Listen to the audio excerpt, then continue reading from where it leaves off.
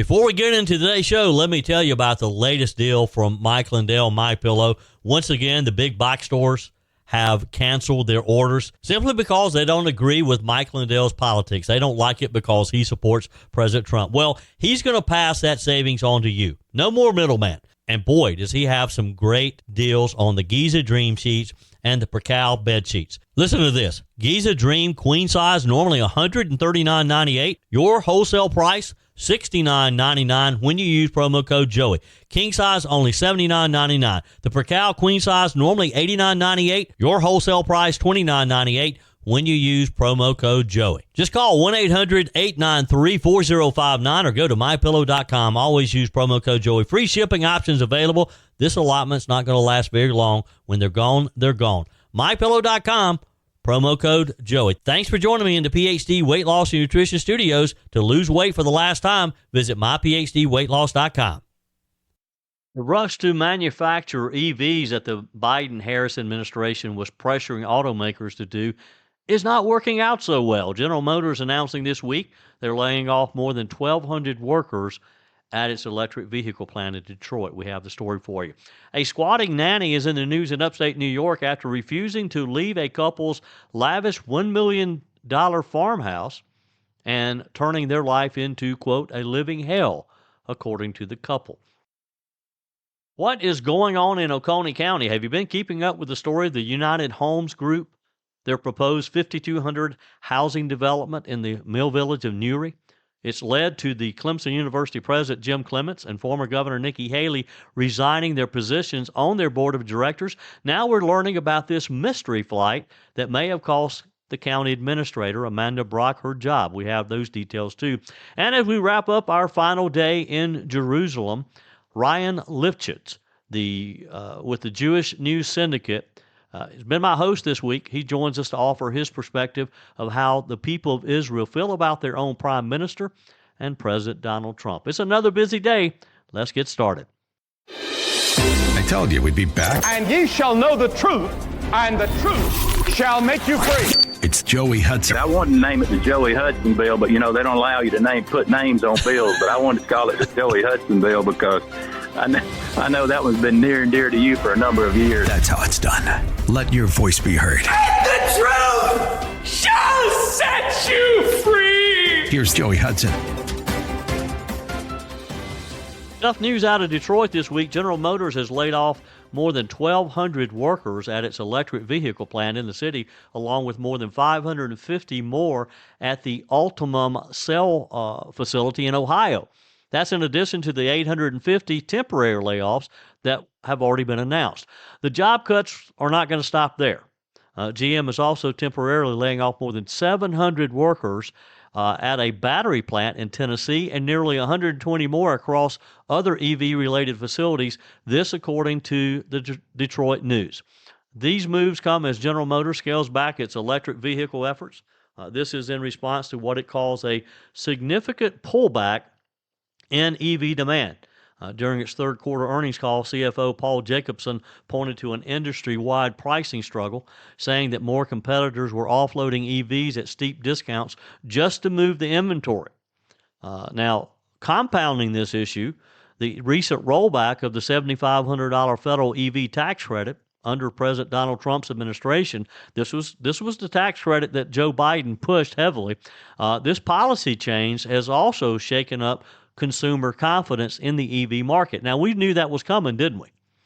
You always know that when an administration, when politics gets involved in the marketplace, it never turns out very good. People aren't ready to be forced to buy electric vehicles. Joe Biden and Kamala Harris, they couldn't understand that. That's why they're not in the White House now. GM also announced that it's shutting down production of the Bright Drop electric delivery van at its Ontario facility in Canada, again citing low demand. CEO Mary Barra still insists that EVs are GM's North Star, but the company is absorbing a $1.6 billion charge tied to these latest developments, with $1.2 billion of that from scaling back EV production capacity.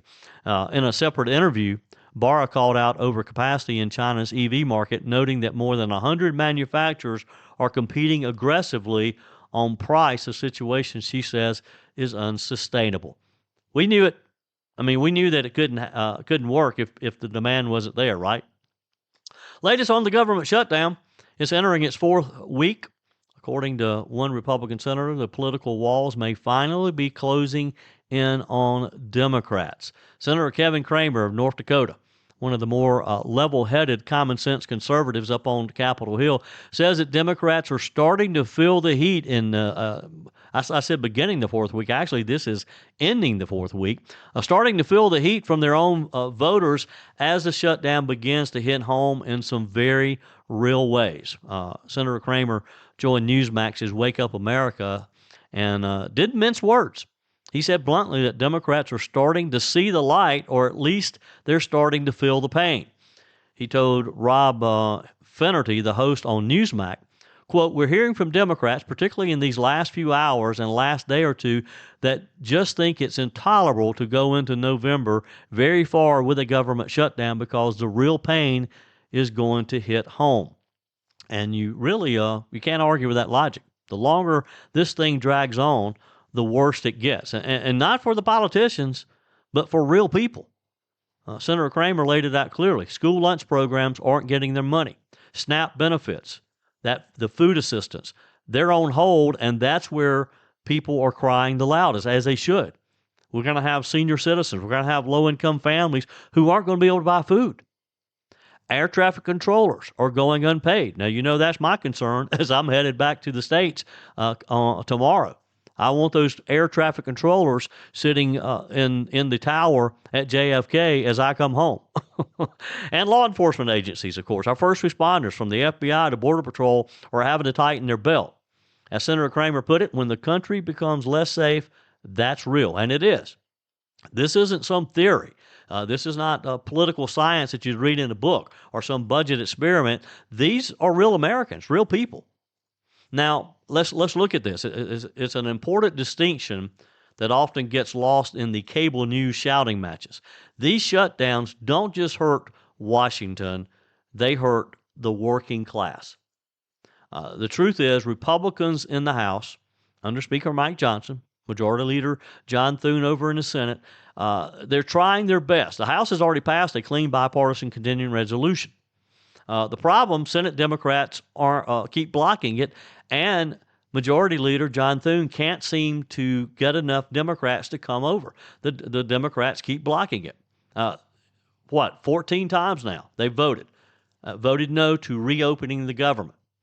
That despite the fact that 3 Democrats actually have voted with the Republicans every single time. Proof that the so-called partisan package that Chuck Schumer and Hakeem Jeffries keeps telling the media it is.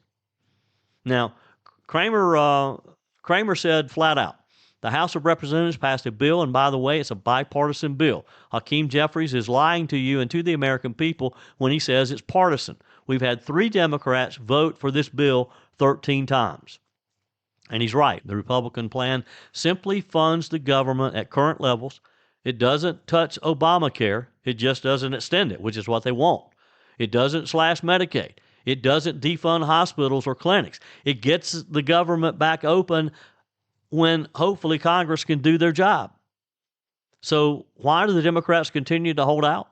Because according to Senator Cramer, this has nothing to do with health care. It has everything to do with what they perceive as leverage. This week, we heard Senate Majority Leader Chuck Schumer admit on Fox News that the shutdown was a leverage point. We've heard several others use that term leverage.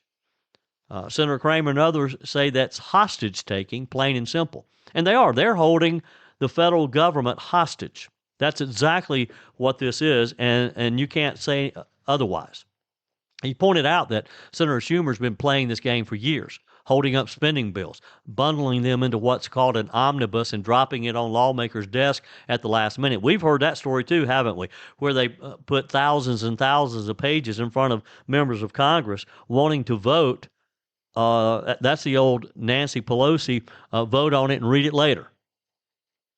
As Senator Kramer said, Chuck Schumer wouldn't allow them to be brought to the floor because he wanted to consolidate all of the, it's like a Christmas tree at the end of the year, put a gun to everybody's head and say, if you want your thing, you have to say everything I want. You have to vote for all of it if you want a particular program back home.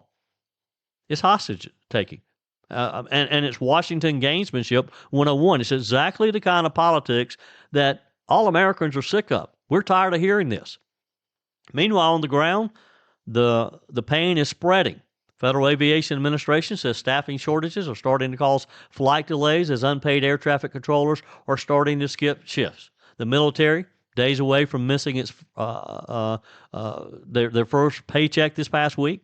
Nutrition benefits, including the food aid for low-income families, running out of cash.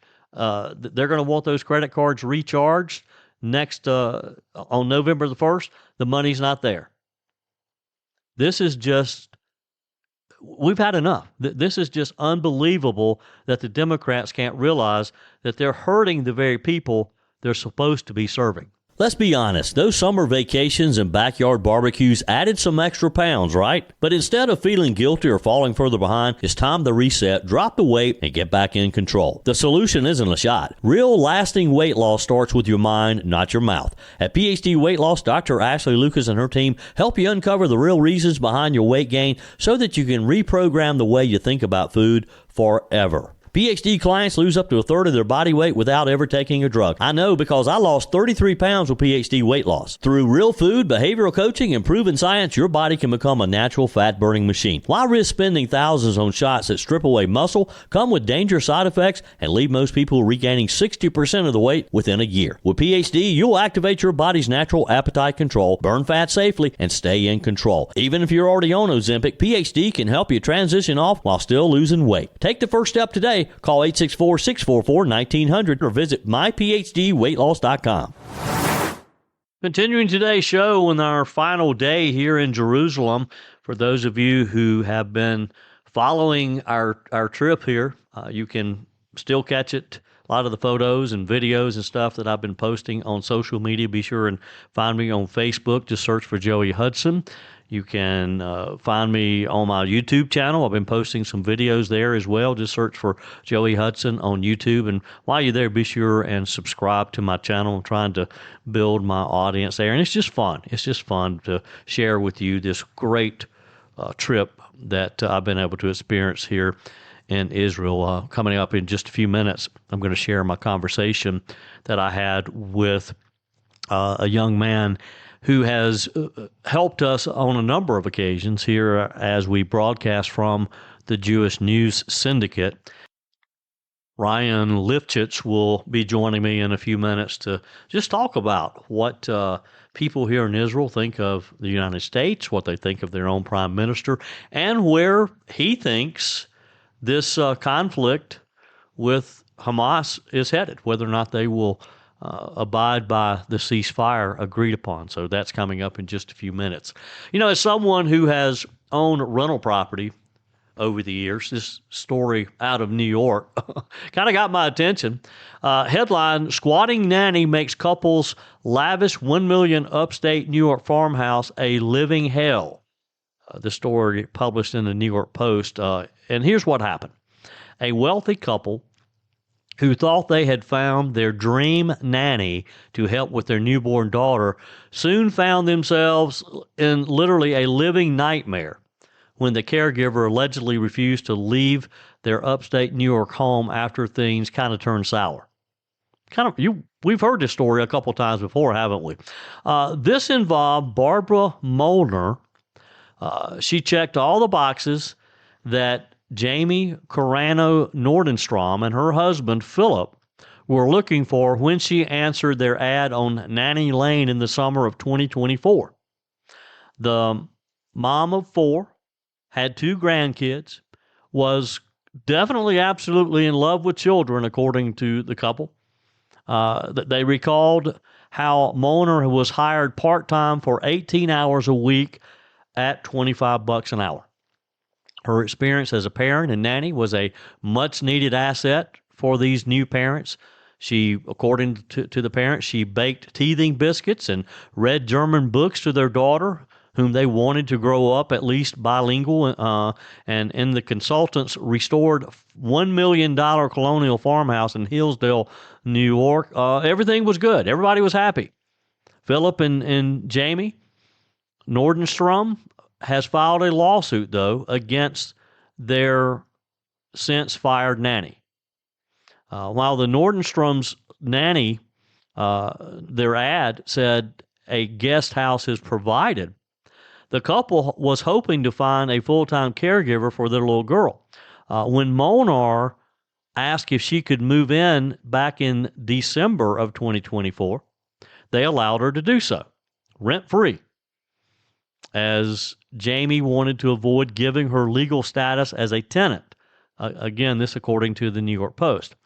Now, it didn't take long for things to implode, with the nanny defying every rule that the Nordenstroms had set up. They said that she was told the guest house was pet-free. The nanny brought her yellow Labrador named Hudson, great name, and asked if her youngest son could visit over Christmas while on break from boarding school, and they allowed her to do so. However, the young son never left. Monar, who also allegedly refused to clean up after herself in the shared spaces of the property, or if the dog, Hudson, did his business in the garden or inside the home, according to the couple, she wouldn't even clean it up. However, they needed a nanny, so they tried to keep peace with the mother telling the New York Post that her husband and Monar's son would play chess together and that they'd pay her to cook lavish French meals. However, when the couple returned from their native Sweden in June, they found teenagers hanging out and around their pool, and no room in either of their refrigerators for their groceries, as there was just loads and loads of food crammed in there.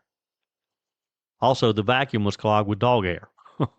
So after shutting the party down, the wife went to sleep, only to be awakened by the nanny making a noise in the kitchen. She confronted the nanny, who was angry that her boss had embarrassed her son in front of his buddies, they said. Monar lived in an annexed property near the family's home. The nanny, however, said that the Nordenstroms were aware that her dog was moving in with her and that her son would be staying there some too. Well, things just went south. And I think you know the story here. As soon as they fired her and asked her to leave their property, she starts claiming tenants' rights. And it has turned into a landlord-tenant dispute. Now, the couple started doing some deeper research into this lady, and come to find out, this was not her first rodeo.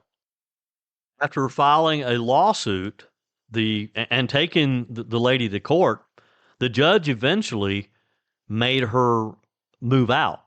But they found out that she had done this to other people as well. She would apply for a job as a nanny. She would move in, would abuse the property, and would refuse to leave.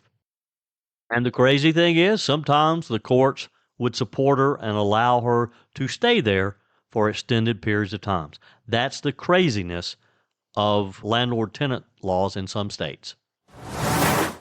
Continuing our broadcast from Jerusalem, what is so special about being in the Holy Land is speaking to the people here who call Israel home. Ryan Lifchitz has been our host this week at the Jewish News Syndicate, where they have graciously allowed us to use their state-of-the-art studios. For information about this great organization, go to jns.org. Ryan, thank you again for your warm hospitality and again allowing us to hang out in the JNS studios. Ryan, let's start with the news in Jerusalem today. An estimated hundreds of thousands protesting in the city. Can you explain to Americans what that's all about? Hi, first of all, thanks for having me on.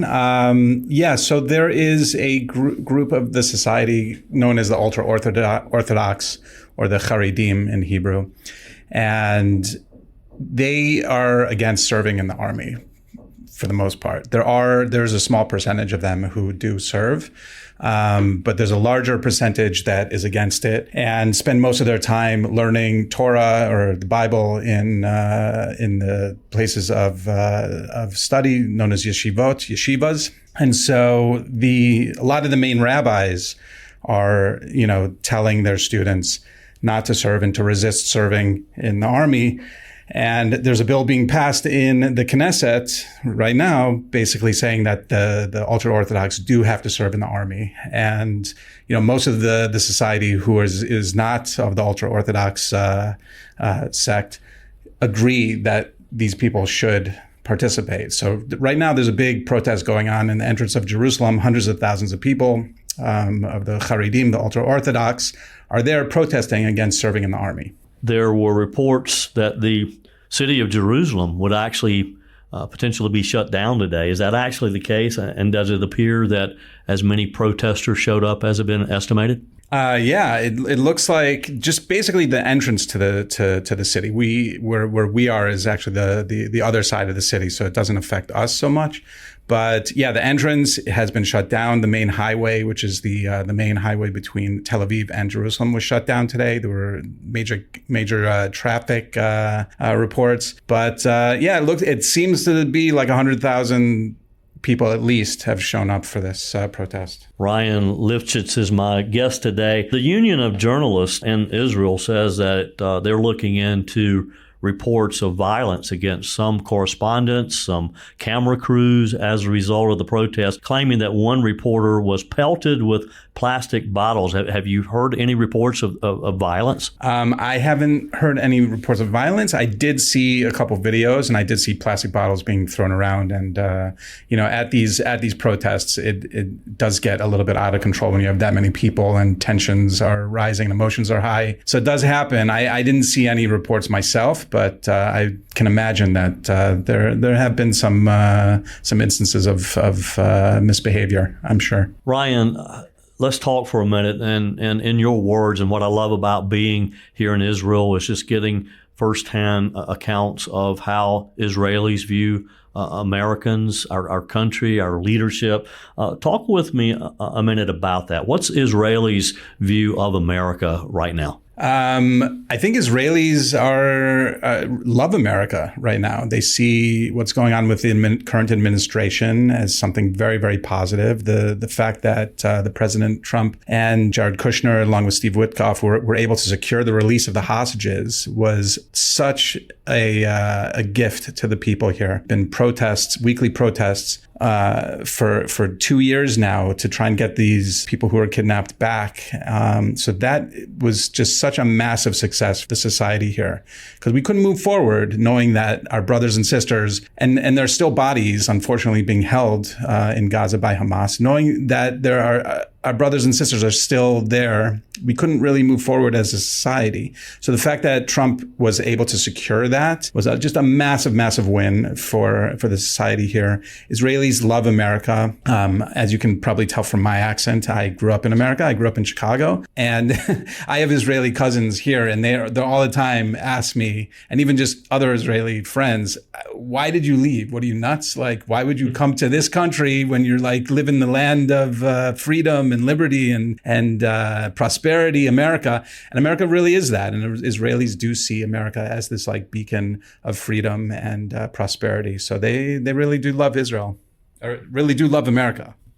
You know, I think it's hard for Americans to understand this region. This is my sixth trip of being here, but it's just kind of hard for me to explain to my family, my friends, my listeners that, I mean, we're sitting here in Jerusalem, maybe 50 miles or so from the Gaza the border. Our last trip Mike and I went down to Nir Oz, the kibbutz there that was attacked.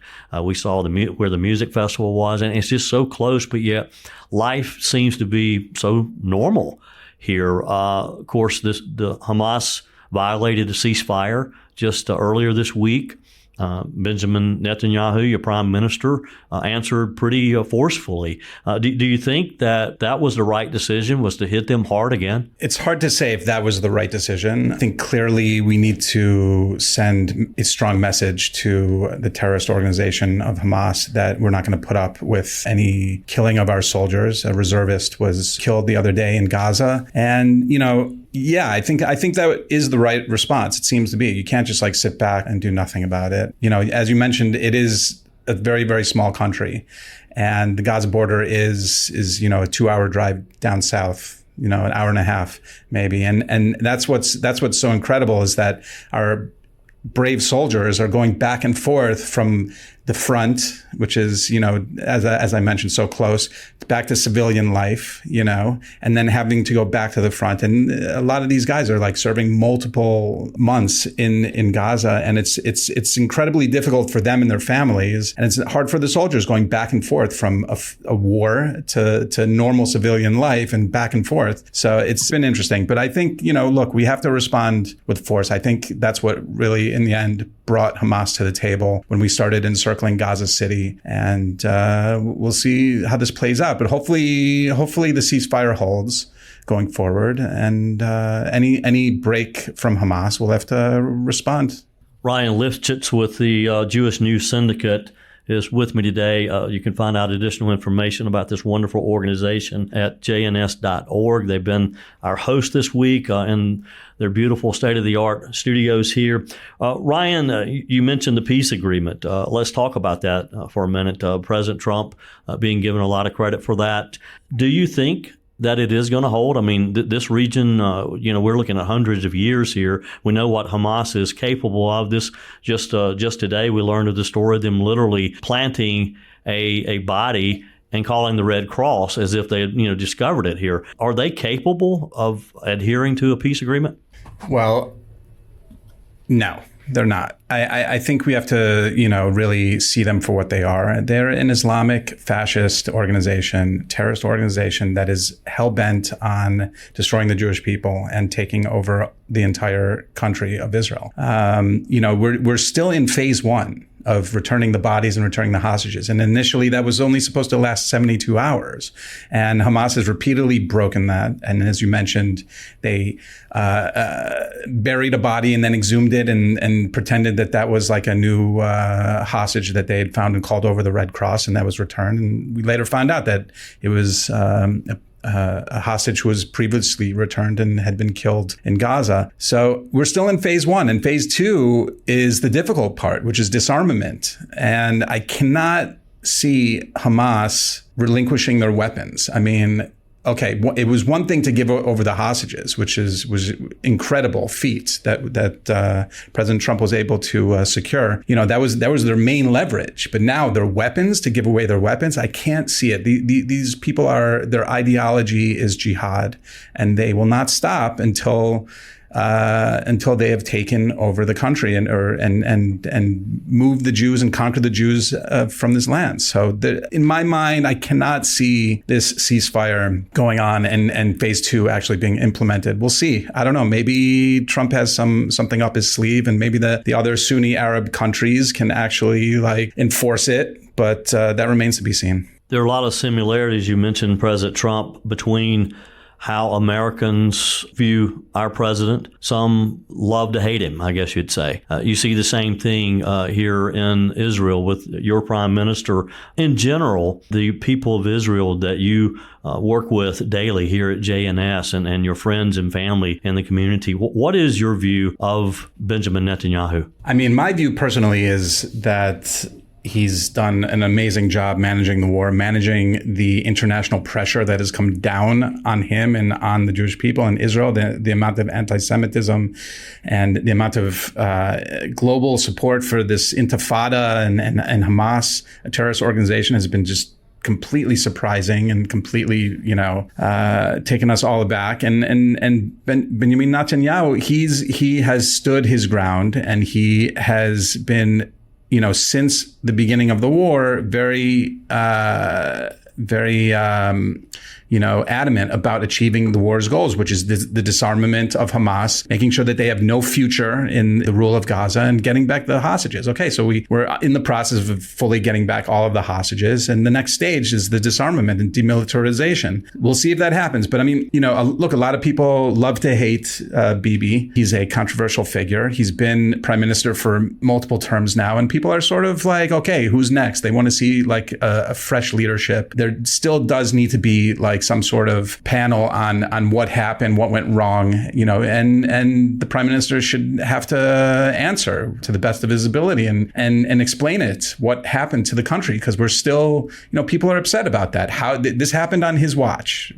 He's the prime minister, he's the head of the country, whether or not he had all the information from the military echelons, whatever, but he does have some questions to answer. Ryan, thank you again for your time. Thank you for the wonderful hospitality here at JNS. You're most certainly welcome. Come back soon. Your comments are welcome on the Furman Ford text line, 864-477-JOEY. That's 864-477-5639. Emails always welcome, joey@joeyhudson.com. Speaking of the Furman Ford text line, it's never been more important to support locally run businesses owned by people who actually live here in the upstate.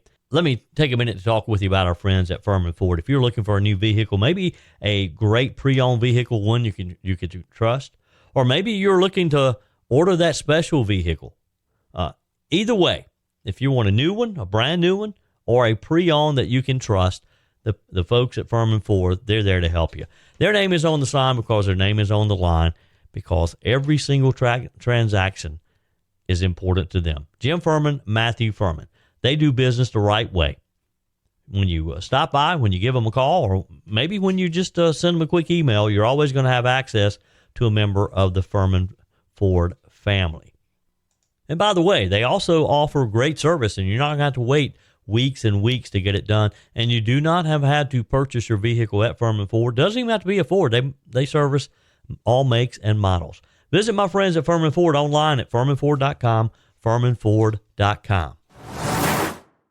Continuing today's broadcast from Jerusalem. This is our final day in Israel, and glad to have you joining us. And again, thanks to our partners here, the Jewish News Syndicate, who have allowed us to use their state-of-the-art, beautiful studios during our stay here.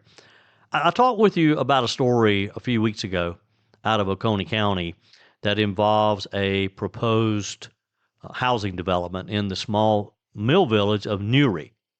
Oconee County's County Council Chairman Matthew Durham continues to dig in on this story of United Home Groups, which is a South Carolina-based home builder, who had proposed like a 5,200 home large-scale development with in this small former mill village known as Newry inside Oconee County. And it appears there was a pretty cozy relationship with Clemson University and this builder. Now this is according to Chairman Durham, and he's done a lot of research and has written quite a bit about this over the last few weeks or few months.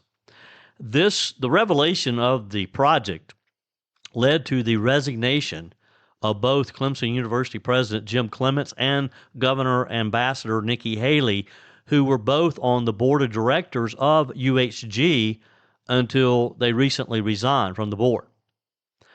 The latest developments center on a trip on the company's private jet to Purdue University and their Discovery Park, which evidently is a mixed-use development that UHG wanted to use as a model for the proposed Newry project. Again, this is according to Matthew Durham and the Journal, Seneca's newspaper, who had a front-page story in yesterday's edition.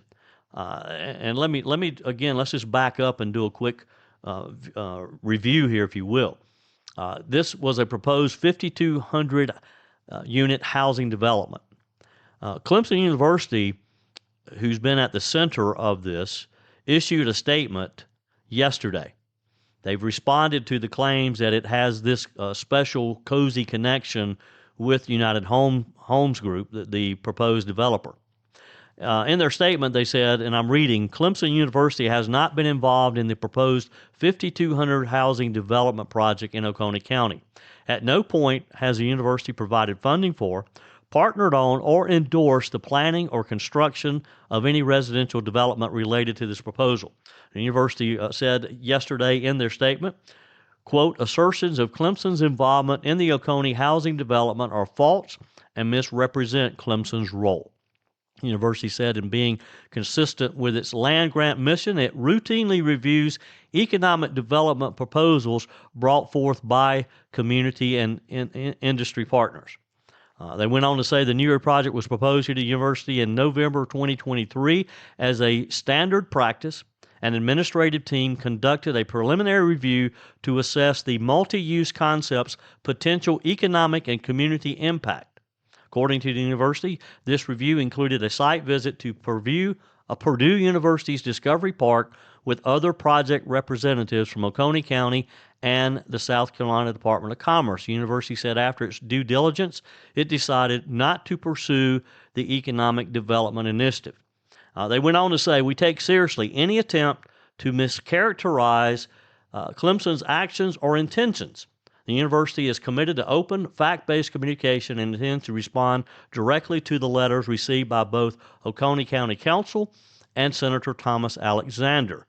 They concluded with Clemson values its longstanding relationship with Oconee County and remains focused on its mission of education, research, public service, and statewide economic development. Now, the university's latest statement comes in wake of former county administrator Amanda Brock, and I say former because the Oconee County Council terminated their relationship with Ms. Brock, and according to Durham, he said it was because of broken trust and undisclosed knowledge of this trip to Purdue University. Mr. Durham said council was never informed of the trip, including at its special called meeting on October 17th when it drafted letters to be sent to both Senator Alexander, and the university asking for an investigation of the former and transparency of the latter, according to the article.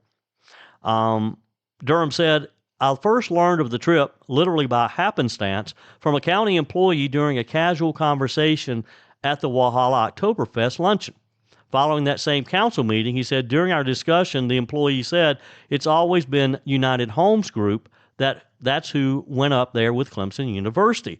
So this was the first that the county council knew of this trip to Purdue. It was sort of a fact-finding trip for the builder, the developer, to show the university just what kind of plan they had that they had in mind for the Newry site. Now, a few weeks ago, when Mr. Durham disclosed some architectural drawings and some development plans of what this proposed development was going to be like, it showed practice fields and other facilities that apparently would be shared with Clemson University. And that's what Purdue University, that's how they partnered with a local developer there as well. The problem with this is there's just too many moving parts and too many people who are saying one thing, but maybe there's more to the story. So it's going to be interesting to watch as the county, and evidently Matthew Durham, the county council chairman, is not going to let this story die. He's continuing to ask questions, and you gotta ask the question, and it's a valid question, of why the county administrator, Miss Amanda Brock, did not disclose to her boss, the county council, when they were discussing this, that sometime last year she had been on this company's jet flying to another state to view a similar development. It does sound a little suspicious, doesn't it? I mean, when your county administrator is involved in these discussions and doesn't volunteer that information, you can see why Matthew Durham, and I assume the rest of the Oconee County Council, has questions about this entire thing. Again, I don't know a whole lot about this project other than what I've read in local news, what I've read in things that Mr. Durham has posted. The old saying, where there's smoke, there's fire, seems to be true about this particular story. And in their article, the Journal published a list of people on that flight from Clemson: Rick Patillo, Chief Financial Officer; Laura Stoner, Director of Land and Capital Asset Stewardship, and the list goes on. Durham said that flight and who was on it confirms that coordination between Clemson University and UHG has existed from the very beginning. He makes a point. That's it for today's edition of Just the Truth. Thanks for joining me in the PhD Weight Loss Studios. To lose weight for the last time, visit myphdweightloss.com. If you haven't joined my mailing list yet, visit my website, joeyhudson.com. Click on the Connect with Joey button so that you can receive our emails and the most up-to-date news. Also, join me on my YouTube channel. Be sure and like, comment, and subscribe. Just search for Joey Hudson. As always, thanks for spending a few minutes of your day with me. Do me a favor and forward this episode to a few friends. Just click on the share button and send to your contacts. We need to build an army of conservatives to win our country back, and we can do that by continuing to share the truth with our friends and family. Keep those comments coming via the Furman Ford text line, 864-477-JOEY. Email to joey@joeyhudson.com, and I love your messages on the MyPillow message line. Again, that's 864-477-JOEY, 864-477-5639. Be sure and take advantage of the MyPillow special, just $14.88 on the standard MyPillows when you use promo code Joey. Order online at mypillow.com or call 800-893-4053. We're back again tomorrow and hope you'll plan to join us. Until then, remember, God's got this. He's still in control.